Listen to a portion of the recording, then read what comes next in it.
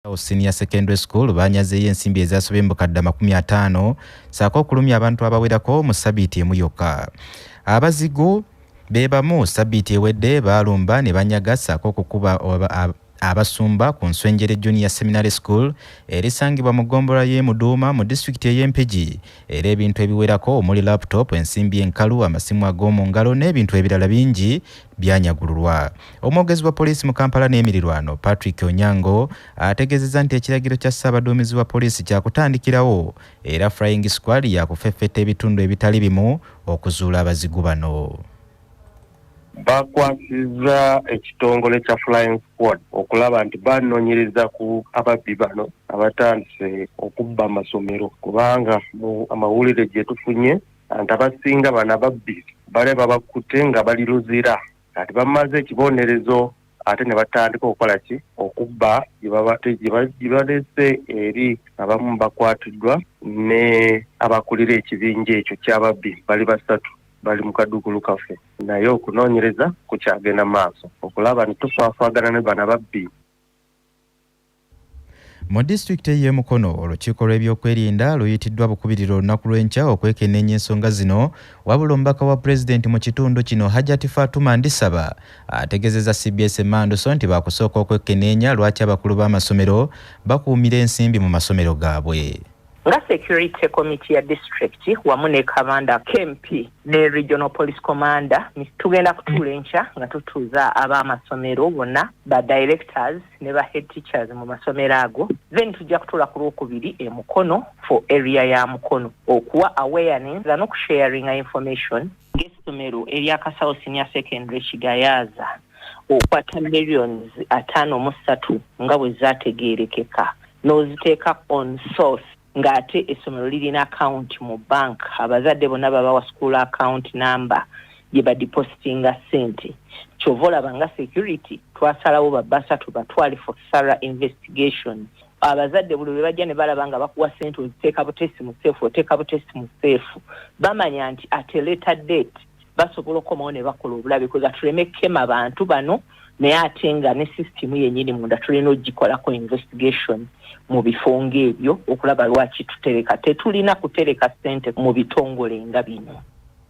Ate ye ssentebe wa disitulikiti y'e Mukono Reverend Peter Bakaluba Mukasa ategeezezza nti baakusisinkana abakulu b'amasomero bonna mu disitulikiti eno okuddamu okwekenneenya engeri y'okunywezaamu ebyokwerinda byabwe. Tugenda okukoleramu awamu okulaba nga tunyweza security n'okuziba ebituli byonna ebireeta obutali butebenkevu ku masomero n'okumanya embeera bweti eva ku ki geeti tezikola abasirikale tebaliyo abasomesa babalwawo okuyingira ekiro ababbi ne babagirako n'ensonga endala ennyingi kuba bw'otunuulira amasomero gano tegalina kye galina ekiri awo okugenda nga balumba ab'amasomero abasomesa siba amaduuka nti oba baatunze bintu abakulu b'amasomero nabo tulina obbakubira omulanga obukadde toyinza kuŋŋamba nti obukadde 10 oba 20 ziri awo ku ssomero essomero lyonna tulisuubira ssente zonna ze muba musoloozezza muzitwale mu banka.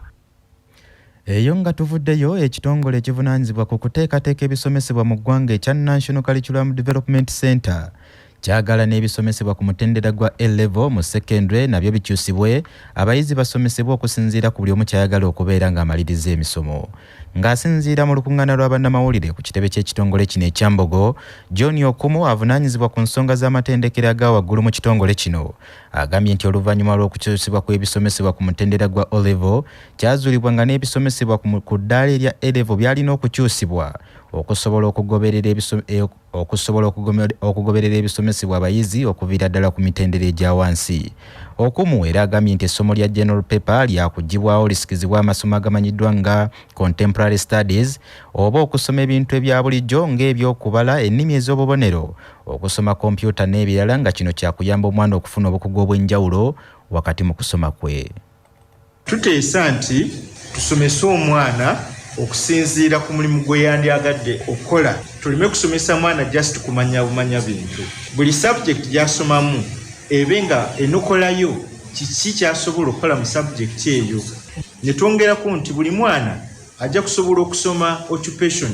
Ti omwana asobola okusoma okulunda enkoko okulunda enkoko okwo nga singa batayiseemu kugenda wala asobola okweyimirizaawo ng'alunda enkoko n'abeera bulungi. Twagala okugyawo general paper okuteekawo contemporary studies. Ngeno contemporary studies tutaddemu ebintu ebiriwo kati eby'omugendo guno eby'omulembe. Twagala omwana ono asobole okuba nti bw'abanga atuuse mu senior 6 akoze ebibuuzo ebisooka tafunye results zaayagala, bw'omwana oyo waddembe okuddamu naye nga taddamu subjects zonna n'eri gye yayita, addemu subject emu yokka eyo oba bbiri zaagudde. John Okumu era alambuludde ku nteekateeka z'okwongeza emyaka okusomerwa A-level eri abayizi bamukwata mpola n'abamu abafuna obuzibu wakati mu kusoma kwabwe. Curriculum eya A-level kati esomebwa myaka ebiri mu senior 5 ne senior 6 era nino gye tuteekateeka nayo ya myaka ebiri, naye twongeramu katono ne tugamba nti nno eriyo bannaffe abayizi abafuna oluusi obuzibu mu kusoma, oba omuwala n'afuna olubuto n'agenda n'amala emyaka emirala nga takomyewo. Naye kati ntugamba okuleeta bannaffe bano abafuna obuzibu mu kusoma kuno twongezeeyo emyaka gibeere 5 nti omuntu asobola okusoma bw'abanga asome biology we atuule ebibuuzo, then asome okubala atuule ebibuuzo mu mwaka omulala, kati results ze baziteeke mu certificate, omwana oyo yeeyongereyo agenda asome koosi gy'ayagala. So kati singa bw'oba tutatoyongezaayo omwana oyo oba omuggyeko oba omusudde oba omuteeredde ensi. John Okumu oyo y'omu era ategeezezza nti tebakyayagala kulaba muyizi asigala mu kibiina era baagala buli muyizi yeekenneenyezebwa obusobozi bwe ku ntandikwa y'emisomo. Era twagala abaana mu kusoma A-level tubeere nga tulina school based assessment, nti omwana bw'abanga asoma olutandikirawo omusomesa amuasesinga amulabe ono omwana asobola kukola ki, ono omwana asobola amuwe makisi ezo bw'amala okusoma zigatibwe ku zaafuna mu bibuuzo nga makisi ezo tuteeseza zibeere 20, esigadde 8 ajja zifuna wali nga akoze ebibuuzo. Mu mawulire amalala, Sipiika wa Paalamenti Anita Among akikkaatiriza nti Paalamenti gy'akulembera tegenda kuva ku mulamu ogw'okulwanyisa ebikolwa eby'omukwano ogw'ebikokojjo wadde ng'okutiisibwatiisibwa kungi okuva mu mawanga amagabi g'obuyambi. Sipiika Among abadde ku Namiryango College mu disitulikiti y'e Mukono ng'essomero lino lijaguza okuweza emyaka 21 n'agamba nti okulwanyisa omuze guno kwetaagisa abazadde n'abasomesa okukolera awamu. Sipiika Anita Among era asabye abakulira amasomero okulwanyisa omuze gw'abayizi okutulugunya bannaabwe guyite bullying ogugenda gusensera amasomero nga guviiriddeko n'abayizi abamu okufiirwa obulamu. The headmasters and the teachers and our beloved students. There is another voice coming up of bullying of students. The bullying of students is very dangerous. Instead of cultivating time for you to start bullying each other, cultivate time for you to love each other. We have already had instances where students have been killed. In Mbarara, the school was burnt because of bullying. Please avoid the bullying of students. And I want to tell you as government, if you encourage that as an institution, we shall close your school. Sipiika Anita Among era awaddeyo obukadde bw'ensimbi za kuna 50 okuyambako mu kuddukanya emirimu gy'essomero lino. Omukolo guno gwatandise na kitambiro kya mmisa ekikulembeddwa omusumba w'e Bishop Christopher Kakoza asabye abakkiriza okukozesa obudde buno obwakalema okwetegekera okuzuukira kwa Mukama waffe Yesu Kristo. Omukulu w'essomero lino Constantine Mpuuga yeebazizza gavumenti olw'okuwagira enteekateeka z'essomero lino. Eyo nga tuvuddeyo, minisita wa Kabaka ow'ensonga enzeekizo Oweekitiibwa Daudi Mpanga asabye amasomero galeme okukoma ku kusomesa abaana eby'omu kibiina byokka wabula gafeeyo okuzuula ebitone byabwe nga y'engeri yokka gye basobola okubayambako okweyimirizaawo mu nsi eno etakyalimu mirimu. Oweekitiibwa Mpanga bino abyogeredde ku ssomero lya Mumusa High School e Mityana abayizi babadde bavuganya mu mizannyo, amazina n'ebirala. okusomesa abaana kintu kikulu naye tetukikola abaana bakule bukuzi bave wano nga bawezezza emyaka 16 oba 18 tukikola nga tunoonya abaana abanaasobola okutereeza ebyo ebiri mu nsi ebikyagaanye okuterera. Omwana ajja wano okuyiga amagezi g'anaawandiika ye kennyini mu bitabo. Tajja wano kunoonya magezi ganaamusobozesa kusiika paani afuneyo olw'ataano. Wazira twagala omwana anaakola factory ekola obutto obusiika paani, factory oba ekkolero ekolesa epiki omusiikibwa ki paani. Tulekerawo okuzijjanga e China. So twagala ebyenjigiriza ebiyamba ebizimba era ebigonjola ensonga wano ezikyatutawaanya ffe wano we tuli.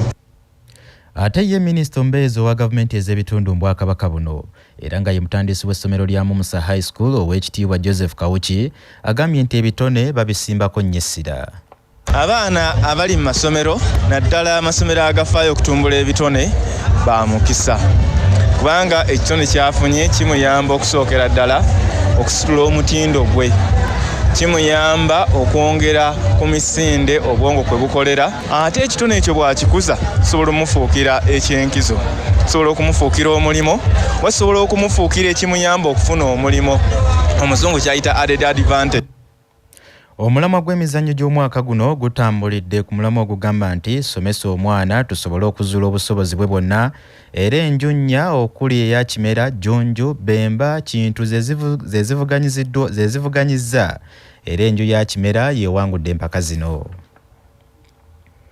Ssenkulu w'ekitongole kya CBS Pewosa omukungu Florence Luwedde asabye abakulembeze ku mitendera gyonna okwenyigira obutereevu mu lutalo olw'okulwanyisa obwavu mu bitundu byabwe.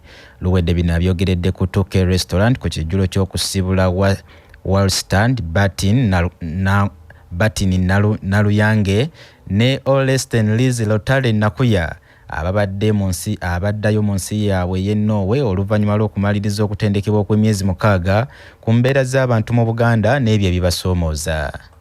Obwavu kugamba bweddiŋŋana oba wakajjamu bano basoomoosemu ate newabawo abala bakola ki abajja naye tubadde tukute ku bavubuka nga tubasomesa emirimu gy'emikono ebbanga eggwanvu ddala ku mwaka mulamba ne tubayisaamu ate katwakwataganye n'aba DIT okulaba nti bafuna certificates. N'olwekyo tulina abaana mu byalo ddala be tulaba nga bavuddemu nga basomye bakola ate nabo kati bayiza okutereka n'okwewola basobola okuyamba bulungi abaana baabwe badde bazadde mu butanwa mpozi n'okuyamba ku bazadde baffe n'enkulaakulana y'Obwakabaka.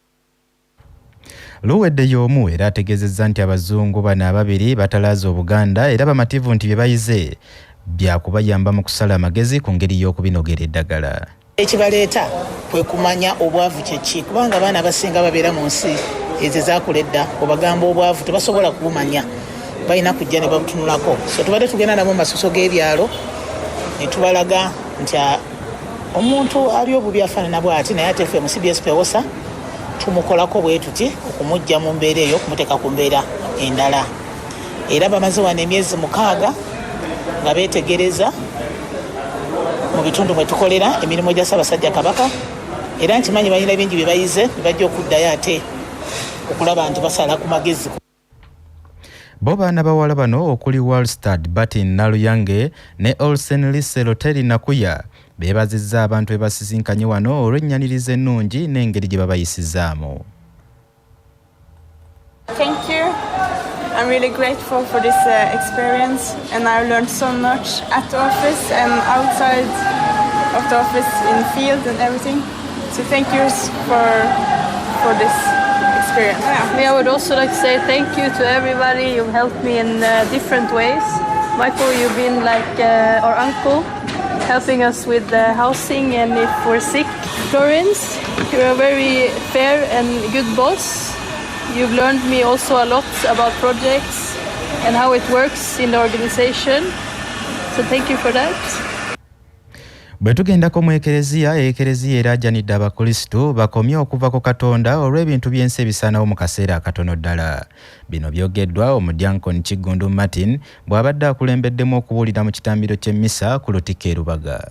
Wano okusoma nate nga bw'ova wano olinaku gy'ogenda okugenda awalala oli mu ntaana eyo ey'okwesiga ebitaliimu abamu ku ffe tuli mu ntaana ey'obujja ey'obutaagaliza naguli mu ntaana eriko ejjinja ery'obutaagaliza abooluganda leero yesu atugamba nti jjawo ejjinja eryo omukama ayagala okuzuukiza okukujja mu mbeera ey'obulamu eyo gy'olimu okukuwa obulamu obutaggwaawo abooluganda ffe omukama kyatugamba nga tuli mu mbeera ze tulimu omukama atusuubiza okutuwa obulamu omukama atusuubiza okutuzza mu mbeera ey'obulamu obulungi.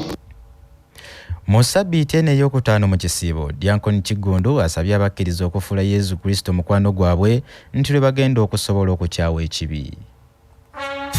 Nga tugenda mu geebweru bingi byogeddwa naye bino binajjukirwanga nga bikutuusibwako Yuga Chick Poultry Breeders Limited abatunda enkoko eza broilers ne layers emmere y'enkoko ey'omutindo awamu n'eddagala. Yuga Chick Poultry Breeders Limited ku lw'obulunzi obuzza amagoba. Ebigambo bino byayogerwa eyaliko Ssabadumizi wa poliisi y'eggwanga lino Jeno Kale Kayihura. Just criminal gang like Chifesi. When these ones have access to guns and we have intelligence is following whatever information we have. What is clear is that criminality has become more and more violent, and in that violence, because of the region we live in, there is the availability of weapons from all sorts of corners is really widespread. And as a consequence, you find a lot of assault rifles, illegal or stolen assault rifles, are in the hands of criminals. International news. Gano ge mawulire okuva ebweru w'eggwanga wano ku Manduso. Abantu 29 bafiiridde mu nnyanja nga bagezaako okusaabala okuva mu ggwanga erya Tunisia okwolekera eggwanga lya Italy. Eryato lyabwe bwe libbedde era kati ze mbuyaga ezikunta. Embeera eno etuukidde mu kiseera nga gavumenti ya Tunisia eri mu kaweefube okukwata abaddugavu bonna abeesolesa eggwanga lyabwe nga tebamanyiddwa. Tunisia ebadde yafuuka ekkubo eri abantu abaddugavu gye bayita okwesoga amawanga ga Bulaaya nga Italy, era ebibalo by'ekitongole ky'amawanga amagatte biraga nti mu myezi 3 gye twakatambulako mu mwaka guno ababundabunda 1,200 be baakeesoga eggwanga lya Italy nga bayita mu Tunisia, era mu bbanga lyerimu omwaka oguwedde abantu 300 be baali bamaze okwesoga Italy. Tunisia kati yayongera obukuumi ku nsalo zaayo okukendeeza ku bantu abayingira mu ggwanga lyabwe nga tebamanyiddwa, era abantu 8 be bakalemesebwa okwesoga amawanga ga Bulaaya nga Italy, n'abalala abasoba mu 3,000 be baggaliddwa mu ggwanga erya Tunisia. Bannaffe ge gabadde ag'ekiro ky'olwaleero, weekuumire ku Manduso, nkwagaliza ekiro ekirungi. Nze Kiyengo David awangaala ennyo maaso.